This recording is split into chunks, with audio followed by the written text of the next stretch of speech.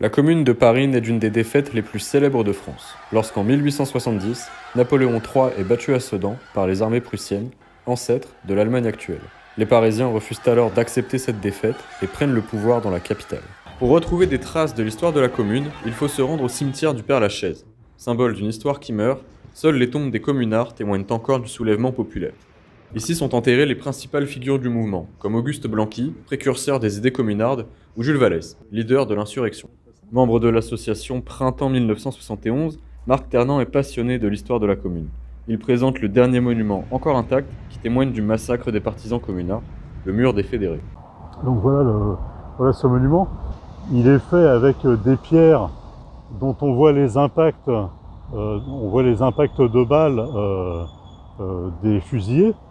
La Commune de Paris a laissé beaucoup plus de traces dans la mémoire, beaucoup plus de traces dans les idées, dans l'intelligence, des traces intellectuelles, des traces de pensée, des traces sur le plan matériel, des traces matérielles, il y en a en fait très très peu. À l'image de cette œuvre, Marc continue à transmettre l'histoire de cette période méconnue. Belleville, place des fêtes, les drapeaux rouges sont sortis.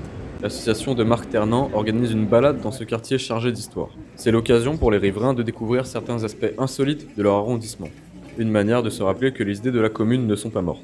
Replonger dans cette histoire-là, ça permet de voir ce qui s'est fait déjà à l'époque. On peut s'en inspirer et se rendre compte que ces questionnements qu'on a aujourd'hui, ils les avaient déjà à l'époque. Et ils avaient trouvé certaines solutions d'ailleurs.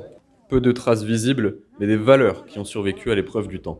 Un quartier comme dernier vestige d'une histoire qui, sans la dévotion de ses passionnés, tomberait peu à peu dans l'oubli. Vive la Commune!